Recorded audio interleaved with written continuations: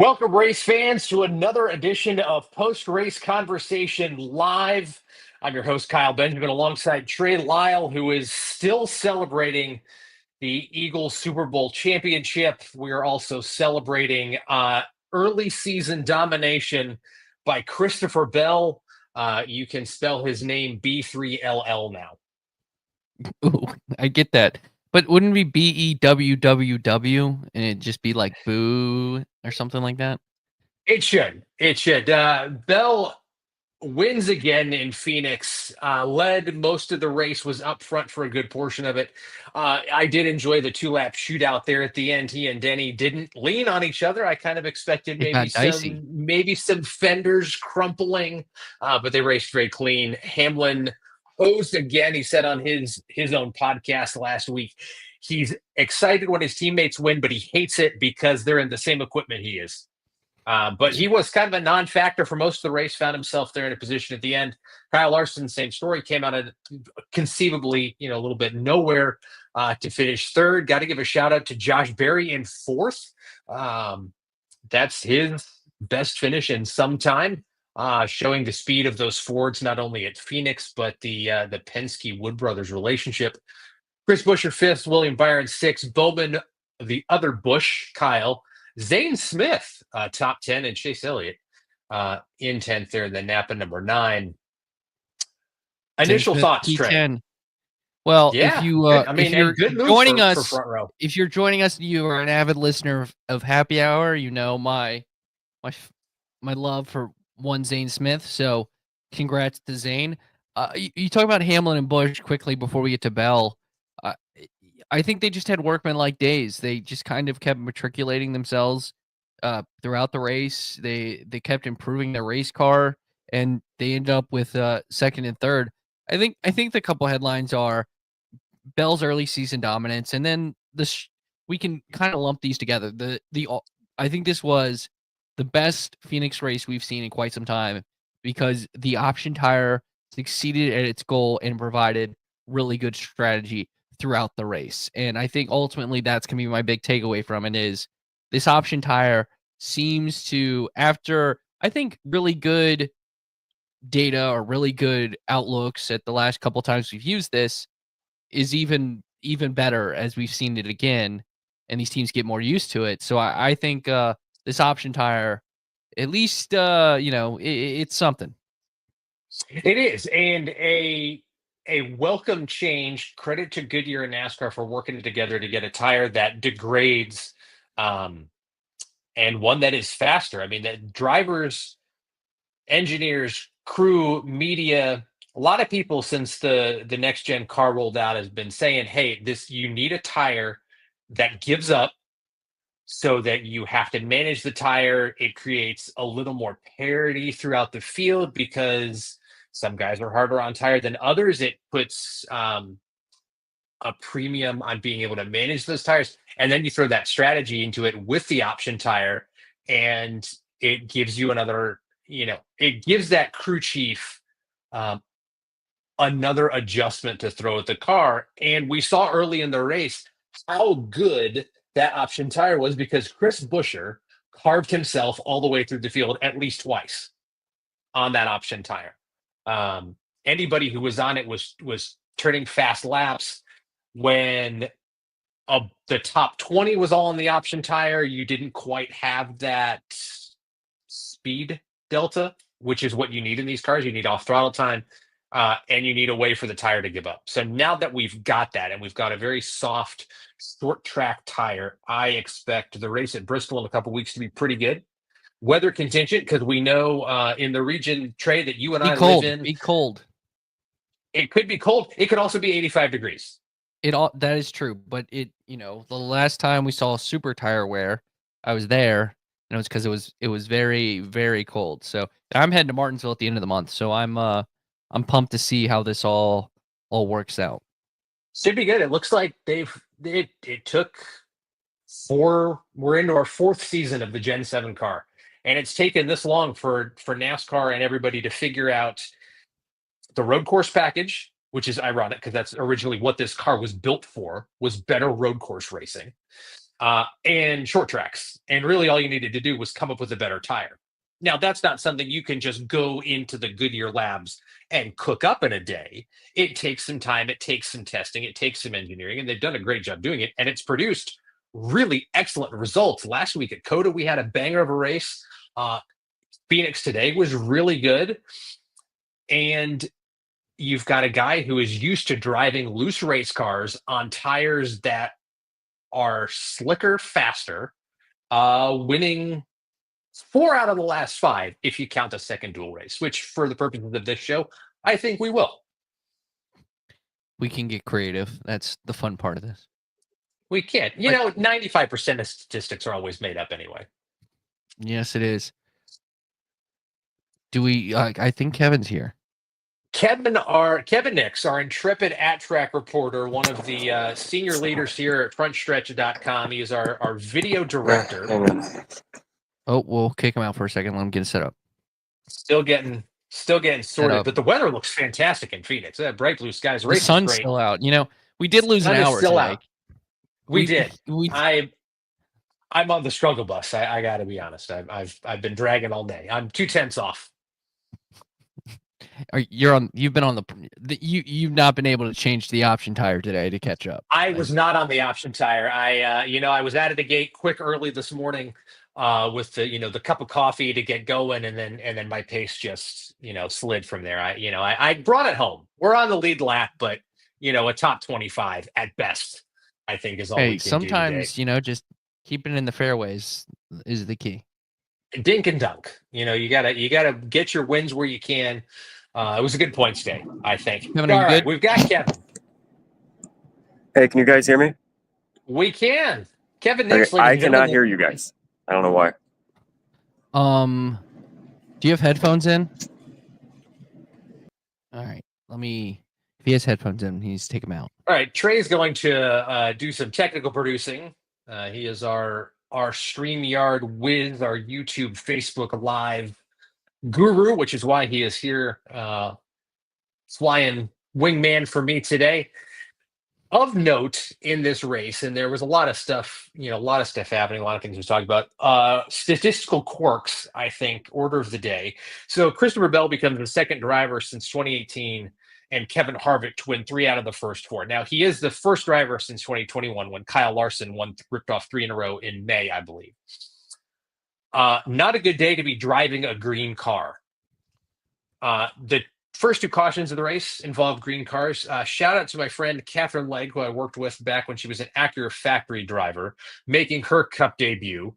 Came home 28th. Great effort for the IMSA winner and champion there. And then Ricky Stenhouse was caught up in the immediate crash on the second restart. And then Joey Logano followed that up with a restart penalty. So to start the race, you had 3 green cars involved in 3 incidents, which is, if I had a nickel for every time, I'd have 3 nickels, which isn't a lot, but it's weird. It's happened 3 times. And that's just merely something that is more interesting than significant, but interesting nonetheless. The fun part about racing and statistics are that sometimes things are just interesting. All right, we got Kevin back. Kevin, can you hear us now? Okay, I can hear you guys. Can you guys hear me? Yes, we can hear you. Kevin Nix live from Phoenix Raceway, where he has just wrapped up coverage of the Shriners Children's 500. Kevin, what did you see at the track, and what did you see this weekend? I thought this was a really, really solid race all the way through. I thought it was miles better than both of the races 1 year ago. I think the option tire was huge. We spoke to several people after the race, and the praise was nearly universal for the option tire. From my point of view, it was a very compelling race from start to finish. Not what I'm used to at Phoenix, honestly. Yeah, not 10 cautions. I'm not sure quite where that stacks up. I believe it's the most. Is it the most? Well, it was the closest finish in Phoenix history, according to our friends at Fox Sports. No, they corrected themselves. Actually, Kevin, it's like it actually flipped the other way. Kevin Harvick had it. Yeah, okay. I believe. Well, they said that right at the end. we'll give him credit for the at least this one of the best finishes, closest finishes we've seen at Phoenix of all time, and a track that historically has a lot of green flag runs didn't really have that today. The race never exactly hit a rhythm, and I don't actually think we got green flag pit stops all the way through the field. Nope. Yeah, no, there were none, honestly. Sorry, I was blocking the camera. There were no green flag pit stops today, which was shocking. I think the 10 cautions was the most we've had at Phoenix since before the pandemic began. The spring 2020 race had a dozen. So this was not like your typical Phoenix race today at all. This was, in a good way, this was an unusually solid race for Phoenix standards. The Kevin, of the drivers you talked to after the race, what was their consensus? How did they feel about their days, and who have you guys talked to? So we spoke to a lot of the top finishers, obviously. I spoke to Zane Smith after the race, and he said it was the most fun he had in a long time. He said it felt so good to have fun again behind the wheel. Zane came home 9th in the race. I also got Barry's crew chief, so I got Miles Stanley. He said it was a huge confidence booster for that team. The 21 team is thrilled. I know Danny, he's the other reporter at the track. He spoke to Barry himself. So a lot of positive storylines just around the Fords in general, I think. And a lot of the Fords that we didn't really expect coming in. Like, obviously, Blaney blew up. Logano had the penalty. I tried to get Logano, but he left. He was not a happy man. But, yeah, no. From the ones I spoke to, like, they were thrilled. They were thrilled with the option tire. A lot of people had good days today that you typically would not expect to see. Yeah, I think if you were picking drivers to run up front, Eric Jones spent a lot of time inside the top 10 today. Uncharacteristic success there for Legacy Motor Club. John Henry Nemechek came home 14th. But yeah, Zane Smith, Josh Berry, and Chris Buescher were your top 3 finishing Fords. And if you had told me that before the green flag, I would have laughed. Austin Cindric had an issue on pit road towards the end of the race. They had some trouble with the right front. Ryan Blaney, obviously, engine expired. Then Joey Logano's saga started early. He made a comeback. He came back and then faded to 13th at a track where Penske has dominated the last 3 years. There was a lot of talk after the championship race in the fall of 24 that Penske spends a ton of their time and development working on their Phoenix package. So if they go with a car in the championship Ford, they know they can contend to win, and they've won the last 3 championships. And today they're not even inside the top 10. Their Ford counterparts are, although you could argue that Josh Berry is Penske adjacent for him. Wait, Kevin. Yeah, no. Sorry, no, I was going to let you go ahead first, Ray. Oh, yeah. So you think about it. I think with Logano, he just he had the penalty, which you could argue what is the penalty, like, should have been called or not. And then it put him behind the 8 ball. They did a strategy to give him track position, and ultimately the cautions didn't fall his way. Because I think at one point he was on the same tire as everyone on that, what thought to be before. I don't want to say it was the caution pre-Blaney blowing up. So like whatever one that was, maybe Bubba. When Bubba I think hit it the was wall. Bubba's brake failure. Yeah. Yeah. So that was the one where it basically screwed him, because then it switched everyone to the option tire. He sank like a rock, and then it kind of screwed his day. So I think his strategy was to kind of get some luck at the end, get the track position. He got it, and then he had some bad luck, and ultimately he was on the same tire as everyone late in the race, but then cautions came out and screwed him. So with Logano, I think Barry is proving a lot of people. I said this during the Frontstretch watch party. I think the end of this month, Josh Berry is going to be a winner in the NASCAR Cup Series, winning his first race in the same place he won his first Xfinity Series race, a place that you could argue he's the best in the series at, in Martinsville, and I think today kind of reinforced it. Yeah, with Barry, the funny thing is, I said in NASCAR mailbox after the Atlanta race that I did think Barry was going to win this year because they were so strong at Atlanta, and you can tell the team is clicking. Like, and obviously today was the first day where they really got the result they deserved, but the team is clicking in a way that they haven't in multiple years. So I think it's almost a question of not if, but when he's going to go to victory lane. And like you said, lots of great tracks for him coming up. Obviously, you got Martinsville, you got Bristol. Barry's so good at the short tracks, things like that. But yeah, going back to what you said about Penske, Penske was just off today. Like, sometimes organizations just miss the setup on days, and it's just days where it's just like nothing goes their way. And I think that's what happened. I think for their case, they would much rather have those types of days happen today in the spring when it has no championship implications than the finale. But yeah, no, they were way off their game today. I don't know. I guess sometimes organizations miss, but yeah. I don't know if my characterize is way off. They just had bad luck. Like Blaney blowing up, Logano getting the pin. Like Logano was in first when he got the penalty. It's not like he was in like 10th. He was in first. And he led, I think, the second most laps, I want to say. So I don't know if it was like they were off. I think they just had a lot of bad luck. I think Barry and Logano showed the Penske cars had speed. And also, folks, people need to remember this, folks. Penske's not supposed to be good right now. That's not how they do it, okay? They suck right now. That's a fair point. That's how they do it, okay? They wait till the end of the year, so don't even worry about it. All right? Just ignore it. Ignore it. I would like to point out that Phoenix does indeed have track limits, and they were enforced today, much to Joey Logano's chagrin. I raised a little bit of a ruckus on X, on Twitter yesterday and into today, saying that, well, if you're going to enforce track limits at Daytona and Atlanta and Circuit of the Americas, do it at Phoenix. I'm not a fan of cutting the dog leg.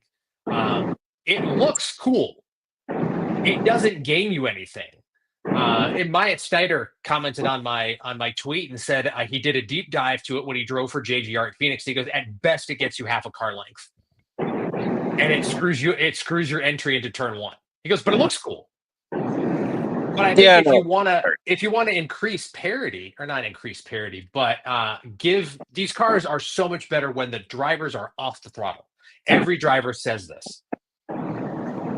Down there. Don't let him cut the dog leg. Yeah, no, like, I'll first talk about that. Yeah, I saw that whole thread. That was a pretty funny thread, honestly, because it definitely got quite a bit of reception from what I saw. But yeah, no, I'll say just my bad quickly in the Penske. I guess like the vibes are off is like what I was trying to say at Penske today. Like, you know how like you can go somewhere and then it's just, you can just feel it in the air that it's just, the day's not going to be what they're looking for. I guess maybe that's what it meant. They had the speed, but it's just, like I said, the luck just kind of didn't go their way. But yeah, no, back to the track. Back to the track limits. Down at P1 certainly doesn't help. Yeah, and especially with the track limits. It reminds me of how, like, I don't think people appreciated the old Phoenix layout enough, where I feel like pre-reconfiguration and repave, that was a really, really good layout. Obviously, there was no dog leg cutting. You were able to go in the eighth. Like, it was a track that required a lot of precision and finesse. A lot like a road course in a lot of ways. Because if you missed by just a little bit on the old track, you would lose a quarter of a second of time. So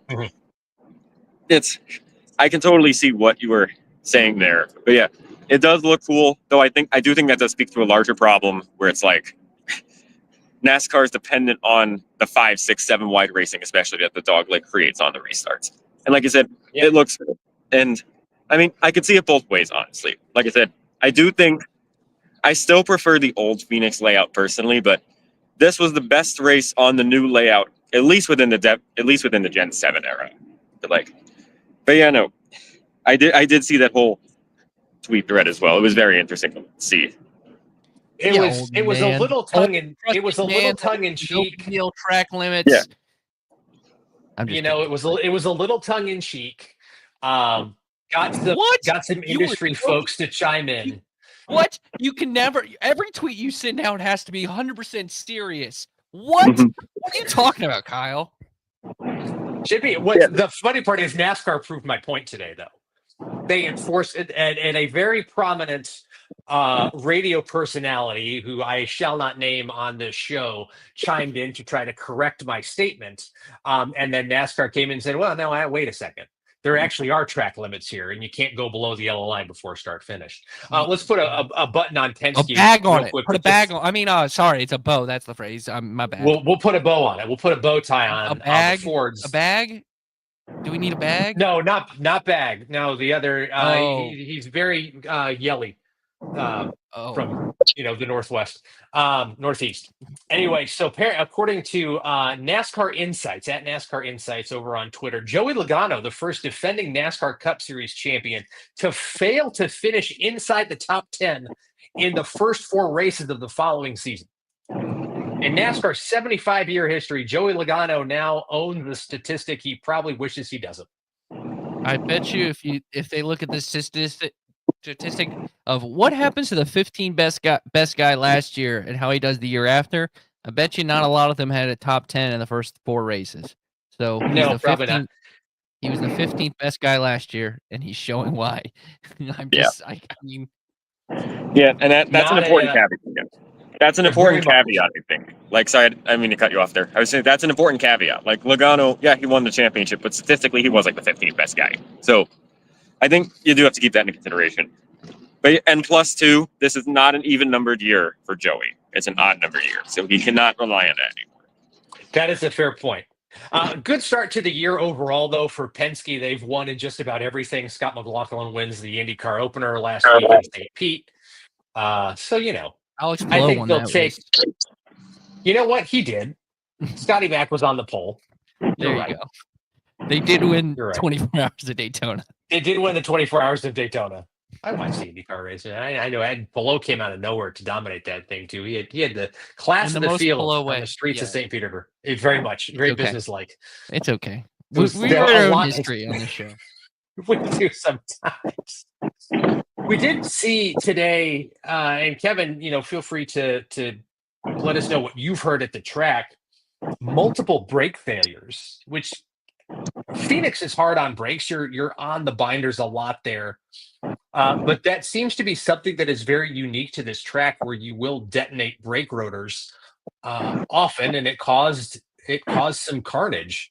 Was there any chatter in the garage this weekend that was going to be a concern? Any of the drivers who were befallen by brake part failure? I know Bubba Wallace in his TV interview kind of shrugged it off as like, yeah, it's one of those things. But I would think at some point they will investigate why these brake rotors fail. And I do believe the brakes are not something the teams can build themselves. Those are probably a single source part, which are starting to show some of their cracks as we get into the 5th year of the Gen 7 car. Yeah, there were multiple issues today that were kind of head scratchers, if you think about it. I know Bubba said in his interview that he was having brake problems for a little while, and then it just completely just exploded.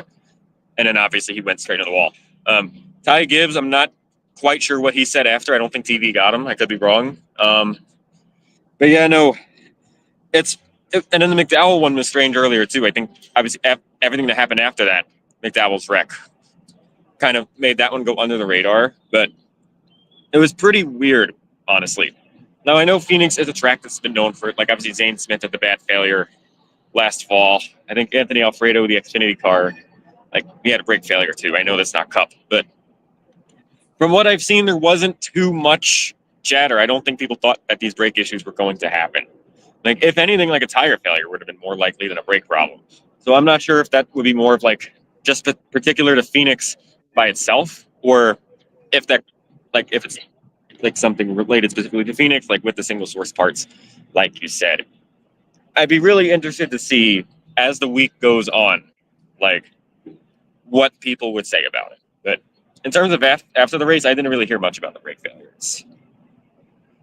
I think the story of the day for sure is Christopher Bell's early season dominance. And now I don't think they're going to coast at all. I think he's now thinking, how many can I get? The Jameis Winston, how many dubs can I eat? between now and the end of the season. He's got it. He and William Byron, I think, have to be our early season championship 4 favorites. Byron has been up front every week. He narrowly avoided disaster to win the Daytona 500 by luck and grit and the sheer, parting of the seas there. But he's been in contention. Bell's been up front.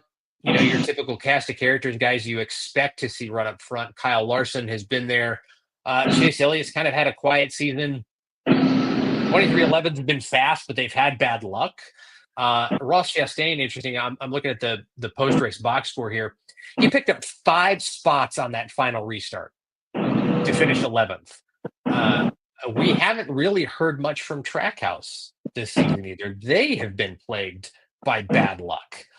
Suarez has wrecked 2 weeks in a row.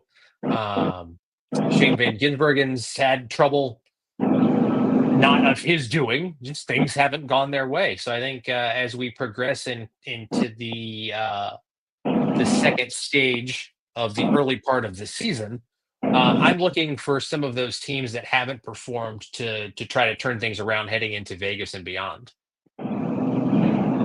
Yeah, no, it's been. I'll start from the beginning. Bell, I think, is the favorite right now. I know it's kind of hard to say there is a favorite after 4 races, but Bell has won 3 in a row, first time in the next gen era that's been done, and today was easily the most convincing of 3. I think Bell's might have already been locked. I know, obviously, playoffs aren't until later, but you can probably pencil Bell in for the round of 8 already, and he's just been that strong. And like you said, no reason why he can't continue, why he can't get 6 wins, 7 wins, 8, 9, 10. It could happen. I mean, he's won 3 of the first 4 races. I mean, domination we haven't seen since Larson won 10 times 4 years ago. But yeah, no, Suarez has been snake bit, and gotta feel bad for him a little bit. Obviously, the incident earlier today, just nowhere to go. He was solidly in the top 10 when that was happening. So yeah, I do feel bad for Suarez in that sense. Just got caught up in an accident, not of his making. Then Ross, the final restart, Ross is like the Chastain we're kind of used to seeing, where he's pushing the limit, he's being more aggressive, and that's where he's at his best. So hopefully, a run like this could be like a springboard for him for future races, and we can see more of the Chastain that we're used to seeing. But yeah, no, beyond that, like I said, it'll be interesting to see how the season shakes out. I know Spire qualified really good, and then their day was just a complete and utter disaster. I don't think it's possible to have a worse day as an organization than Spire did today. They qualified all 3 of their cars in the top 8, and I think all 3 of them finished outside the top 25. With McDowell did click off the fastest lap of the race, though. Yes. So he, gets the championship point, but came home 27th. I think he put a fresh tire, fresh option on, and ran a qualifying lap. He did that open wheel strategy of throwing on a fresh set and going for a flyer. Hocevar came home 36th. Justin Haley in 34th, and they both got cleaned out in the exact same wreck. So not a great day for Spire, but they, again, a team that has shown speed at points in the season to start, just don't have the results to show for it. I think it's really a matter of time before I think we see Hocevar in victory lane. And I'd even go out on a limb and say he picks up a win before Justin Haley does. Honestly, I think that's a fair point, honestly. Hocevar had top 5 speed before the wreck, and obviously qualified so good. I think, Spire as a whole is on the up, but they're on the up and up. But I agree with you on that one. I think they're close. I think they're much closer than people think they are. Even though, yes, the only race Spire's won was at Daytona due to rain conditions, but even then, great start to the season. And the results did not show the speed that they had today. I think having Rodney Childers in that stable has helped immensely with their setup, their engineering, all that. And then, of course, the Hendrick ties. A lot of very smart and talented people working on those Spire cars. So I would expect to see them continue to run well. So as we wrap things up on this Phoenix edition of Post Race Conversations Live, final thoughts, gentlemen?